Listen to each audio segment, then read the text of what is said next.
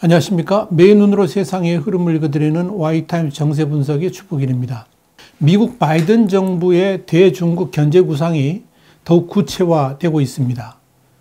이미 대중국 압박 카드로 꺼내든 것들이 몇 개 있죠. 쿼드, 그러니까 4개국 안보 대화고요. 또 5G 클린 네트워크에 이어서 D10 민주주의 10개국 구상의 본격화가 이루어지고 있습니다. 그런데 이번에는 또 T12 카드까지 꺼내들었습니다. 이게 뭔지는 조금 이따 설명을 드리겠습니다. 우선 쿼드는 지난 트럼프 정부 당시부터 구상되어 가지고 추진해 오던 것이죠. 인도태평양 지역 내에 비공식 안보 대화 기구인데요. 대중국 군사 대응뿐만 아니라 5G, 코로나19 대응, 기후변화 이런 다양한 의제들이 논의되고 있습니다.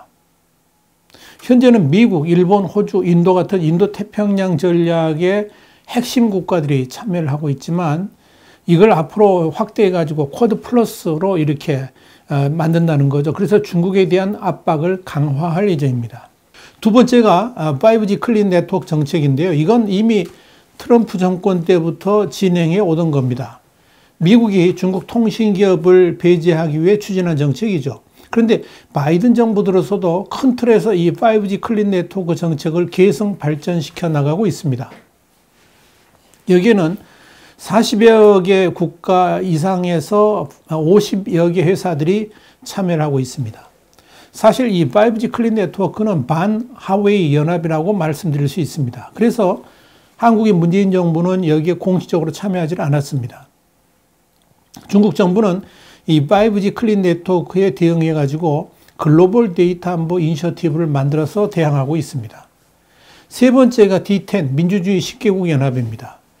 바이든 정부 들어서면서 대중국 압박 카드로 본격화한 것 중에 하나가 바로 이 D10 카드입니다. 이건 민주주의 가치를 공유한 국가들의 모임으로 앞으로 무역, 기술, 공급망, 표준 같은 것들을 논의하게 됩니다. 현재 기준으로 했을 때 G7 국가 외에 호주와 인도, 한국 등을 추가하려고 하고 있습니다. 그리고 네 번째로 떠오르는 카드가 T12인데요. 이건 미국의 대중국 압박 카드로 가장 최근에 부상하는 무기입니다. T12라는 것은 테크노 데모크라시 12 이렇게 이 말의 약자입니다. T12.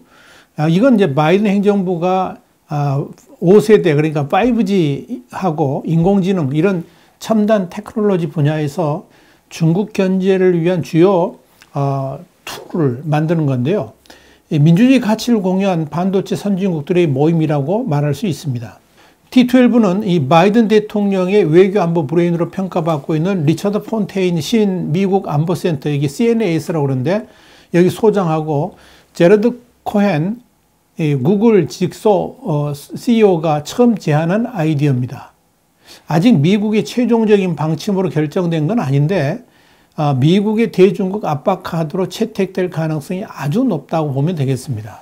사실 이 T12 카드까지 대중국 압박 정책으로 거론된다는 것은 그만큼 이 바이든 정부의 중국 대응이 강력해지고 또 정교화되고 있다는 것을 의미합니다. 바이든 정부의 지속적으로 외교 문제를 조언하고 있는 제인 하먼 전 우드로 윌슨 센터 원장은 지난 5일 한 언론과의 인터뷰에서 이런 말을 했습니다. 중국에 대응하는 주요 전략 방향은 크게 세 가지라 그러면서 첫째는 뭐냐? 기후변화 같은 분야에서 협력하는 것. 두 번째는 반도체와 5G 이동통신 같은 분야에서 치열하게 경쟁하는 것. 마지막 세 번째는 중국의 인권 침해라든지 국제질서 위반 같은 문제에 정면으로 맞서는 것. 이렇게 세 가지를 들었습니다. 그러면서 그는 미국은 더불어서 이 대만과도 단합되어 있음을 보여줘야 되고 중국의 지식재산권 탈취, 사이버 공격에 대해서도 맞서야 한다 그러면서 이 바이든 행정부는 이 문제를 알고 있고 어떤 면에서는 트럼프 행정부 때보다도 중국에 대해 더 강경해질 것이라고 전망을 했습니다. 이 말 그대로 이 바이든 대통령 지난달 발표한 예비 국가안보전략 안내서에서 중국과의 경쟁에서 이기는 것이 미국 안보 전략의 핵심이라고 분명히 밝혔죠. 특히 이 바이든 행정부는 중국과의 경쟁을 민주주의적 가치와 사회주의적 가치의 경쟁으로 규정하고 있습니다. 그러면서 이 민주적 가치를 공유하는 동맹국들이 중국에 공동 대응할 것을 촉구하고 있기 때문에 이 미중 간의 디커플링이 새로운 국면을 맞고 있다 보면 될 것 같습니다. 그런데 말입니다. 사실 미국의 이런 대중국 압박은 중국이 자초했습니다. 미국이 중국과의 본격적인 디커플링을 꺼내기 시작한 것은 지난 2006년 중국이 중장기 과학기술 개발 계획을 발표하면서부터입니다. 당시 중국은 과학기술의 자주적 혁신을 통해서 2020년까지 중국 경제를 기술 강국으로 만들고 2050년에는 세계를 리드하는 사회주의 최강국으로 올라선다는 야심찬 계획을 꺼내들였습니다. 문제는 여기서 중국이 꺼낸 자주적 혁신의 의미입니다. 이건 외국 기술을 모방 또는 흡수하거나 개선해가지고 이걸 중국 기술로 만드는 걸 의미했습니다. 이건 기업 활동에 중국 정부가 적극 관여할 것임을 예고한 거죠. 실제 중국 정부는 그때부터 특허 제도라든지 제품 검사 및 승인 제도, 공정거래 심사, 정보 조달, 기술 표준을 중국에 유리하게 아주 불공정하게 적용을 하면서 외국인이 투자를 할 경우 중국 기업으로의 기술 이전을 강요를 했습니다. 사실상 이 기술 탈취를 중국 정부가 앞장서서 행한 거죠. 이런 와중에 2015년에는 중국 제조 2025가 공표됐습니다. 2025년까지 차세대 통신기술 같은 10개 전략 분야를 적극 육성해가지고 중국 산업이 세계 최고로 올라서도록 한다는 공격적인 계획을 내세운 겁니다. 역시 국가 주도의 기술 우위 전략이었습니다. 이때부터 미국의 대중국 견제는 본격화됐습니다. 미국은 일단 미국 중심의 공급 사슬에서 중국 기업을 배제하기 시작했고요. 그러면서 GT, 화웨이 같은 이런 중국의 업체들이 미국 반도체 시장에 공급할 수 없도록 했습니다. 또한 틱톡과 유챗 앱의 미국 내 사용도 금지를 시켰습니다.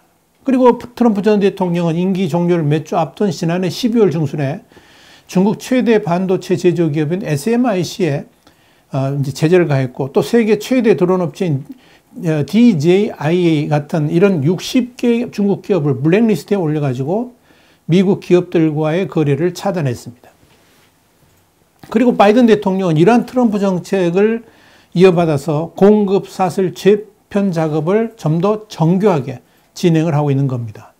이 바이든 대통령은 지난 2월에 앞으로 100일 동안의 반도체와 배터리, 히토류 같은 희귀 광물을 하고 또 의약품 등에 대해서 미국의 공급 사슬 현황을 검토해서 보고하도록 연방기관들에 명령을 했습니다. 이와 더불어서 국방, 공중보건, 정보통신기술, 에너지, 운송, 농업, 식품 같은 6개의 산업에 대한 공급 사슬 현황을 1년 동안 조사해서 보고하도록 했습니다. 여기에 대한 전면적인 재검토와 함께 중국의 기술들이 미국의 가치 사슬에 발을 붙이지 못하도록 하겠다는 분명한 의지를 보인 겁니다. 아울러서 이런 대중국 압박을 트럼프 정부 때하고는 달리 미국 독자가 아니라 미국과 가치를 공유하는 동맹국 그리고 파트너들하고 새로운 공급망 구축을 위해서 협력할 것임을 분명히 했습니다. 그런데 미국이 대중국 압박이 이렇게 본격화되니까 중국 역시 이에 강력하게 대응을 하고 있습니다. 중국은 우선 이 미국의 중국 기업 제재에 동조하는 제3국 기업을 제재하겠다 이렇게 말하고 있습니다. 중국 상무부가 2020년 9월 공포한 불신기관 목록 규정이 바로 이겁니다. 중국은 이걸 통해서 중국 기업과의 정상적인 거래를 중단하는 외국 기업에 대해서 중국과의 수출입, 중국 내 투자, 관련자들의 중국 입국을 금지하고 벌금을 부과할 수 있도록 했습니다.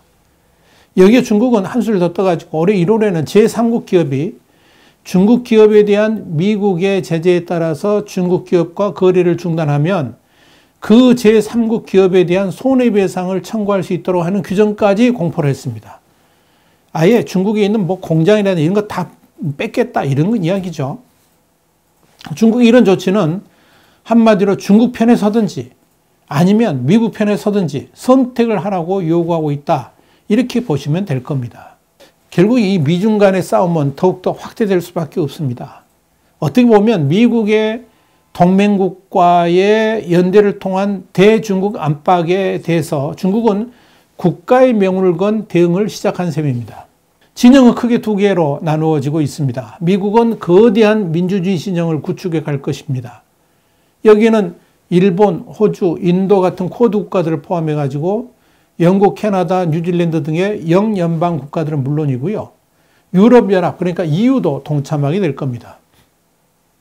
반면 중국은 사회주의 진영을 통해서 연대를 해 나갈 겁니다. 우선적으로 러시아와 북한 그리고 이란 등이 여기에 포함됩니다. 그런데 민주주의 진영 국가들의 결속은 상당히 강해 보이지만 사회주의 진영은 그렇게 큰 힘을 발휘할 가능성은 별로 크지 않습니다. 우선적으로 러시아의 연대 역시 말로만 큰 소리를 낼 뿐이지 연대의 강도는 별로 강하지도 않습니다. 동맹도 되지 않고 있죠. 북한이나 이란은 시장의 크기나 연대의 의미조차 희미합니다. 결국 중국이 내세울 수 있는 무기는 시장의 크기를 내세워가지고 강제적으로 중국과의 연대에서 벗어나지 못하도록 강압하는 것입니다. 여기 한국도 끼어 있습니다. 문제는 미국의 대중국 압박이 단순한 경제적 아젠다라 그러면 여러 가지로 피해갈 그런 길들이 생겨납니다만은 국가 안보를 내세우고 있기 때문에 미국의 민주주의 진영 연대에서 벗어날 명분 자체가 없어진다는 겁니다. 미국은 지난 3월 발표한 예비 국가안보 전략에서 미국은 오늘날의 세계에서는 경제적 안보가 곧 국가안보라고 선언을 했습니다. 국가안보 개념을 크게 확장한 거죠. 자, 이렇게 국가안보를 이유로 한 무역 제재 조치에 대해서는 WTO도 개입할 여지가 전혀 없습니다. 왜냐하면 관세 및 무역에 관한 일반 협정, 이걸 GATT라고 그러죠. GATT, GATT. 제21조가 이렇게 정하고 있습니다. 안보상 조치를 WTO 규범의 예외로 인정하고 있다는 이야기입니다. 자, 이러다 보니까 지금 미중 간 충돌 상황이 이렇게 이제 흘러가고 있지 않습니까? 한국이 어떻게 해야 되느냐? 한국이 회색 지대에서의 어정쩡한 선택을 할 수 없게 지금 상황이 흘러가고 있습니다. 그러니까 소위 안미경중, 안보는 미국, 경제는 중국이라는 이는 중간지대의 선택은 이미 불가능한 시점이 되어버렸다는 겁니다. 이런 상황에서 한국 정부는 과연 어떤 선택을 해야 될까요? 선택의 기준은 무엇보다도 국익입니다. 미국을 선택할 것인지 아니면 중국을 선택해야 되는지 그 기준이 철저하게 국익에 우선을 두고 판단해야 된다는 겁니다. 그런데 불행하게도 문재인 정부는 국익이 아니라 이념과 또 남북관계 진전에 초점을 두고 있는 것으로 보입니다.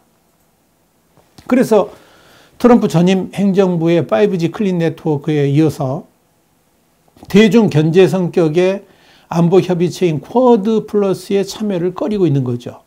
오히려 지난 2일 미국에서 열린 한미일 3국 안보실장 회의에 때 맞춰서 중국의 샤먼에서 한중 외교장관 회의를 열어서 중국 쪽으로 한 발짝 더 나아갔습니다. 중국으로 건너간 정의용 외교부 장관에게 왕이 외교부장의 5G, AI, 집적회로 같은 전방위적 신산업 분야에서의 협력 요구는 강경했습니다. 여기에 미국은 12일 삼성전자를 비롯해가지고 제너럴 모터스, 글로벌 파운드리, 그러니까 반도체 수탁 생산 업체들이죠. 이 글로벌 파운드리 같은 이런 반도체 자동차 기술 기업들을 불러가지고 세계적인 반도체 품귀 대응 방안을 논의합니다. 반도체를 중심으로 한 미국의 민주주의 연대를 본격 가동하기 시작한 겁니다. 자, 이런 상황에서 문재인 정부가 중국의 눈치를 보느라고 미국에 추진하는 D10이라든지 또는 T12에 적극적인 참여를 꺼리게 된다 그러면 세계 각국이 새로운 테크놀로지 기술 표준을 만들기 위해서 머리를 맞대는 룰 메이킹 국면에서 외톨이 신세로 전락할 수도 있다 하는 겁니다. 이와 관련해 가지고 스콧 헤럴드 랜드 연구소 선임 연구원은 이런 말을 했습니다. 5일에 한 언론과의 인터뷰에서 그랬는데요. 바이든 행정부가 기술적으로 발전한 민주주의 국가들의 모임인 T12를 추진할 전망이고 한국도 여기에 포함된다 그랬습니다. 그러면서 국가가 모든 정보를 통제하는 중국이 충족하기 어려운 데이터 보호 기술 표준을 만들 것이다. 그렇게 말을 했습니다. 그러니까 T12가 이 바이든 행정부의 5G 데이터 안보 정책의 핵심 틀로 채택될 가능성이 크다는 점에서 여기에서 한국이 빠지게 되면 그 후폭풍은 엄청날 것이라는 의미입니다.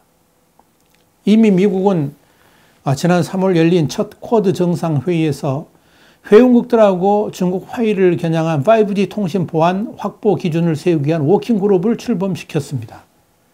그런데 지금 한국 정부는 이 쿼드에 참여하는 것을 꺼리고 있습니다. 그렇다면 당연히 T12에도 불참할 가능성이 높아지겠죠. 자, 이런 상황에서 문재인 정부의 한국은 중국이 요구하는 5G와 빅데이터 같은 이런 기술 협력에 참여하는 것으로 귀결될 가능성이 점점 높아지고 있다 보면 됩니다. 그것이 이번 샤먼에서의 왕이 부장이 요구한 것이기 때문에 그렇습니다. 자, 그렇게 된다 그러면 대한민국의 반도체라든지 5G 신기술 시장에서의 고립은 명약관화해집니다. 이미 미국은 지난 2일 열린 한미일 안보실장 회의에서 반도체 공급망 안보를 위한 논의를 제기했습니다. 그런데 한국 측은 아직 명확한 대답을 내놓지 않고 있습니다. 누가 봐도 갈 길은 뻔합니다. 한마디로 한국이 미국과 중국 사이에서 선택할 수 있을 것으로 생각하는 것 자체가 어불성설입니다. 이것이 엄연한 국제적 현실이기 때문에 그렇습니다. 미국 쪽이 아닌 중국 쪽을 선택한다는 것은 대한민국의 추락과 직결됩니다. 최우선적으로 반도체 시장에서 한국은 제외될 겁니다. 5년 단임 정권의 잘못된 판단으로 그동안 세계적인 위치를 점하고 있는 우리의 기업들을 전망의 위기로 몰아버린다 그러면 이것이야말로 대한민국의 공적 중의 공적이 아니겠습니까? 여러분 어떻게 생각하십니까? 와이타임스 정세분석이었습니다. 다음 시간에 다시 뵙겠습니다. 감사합니다.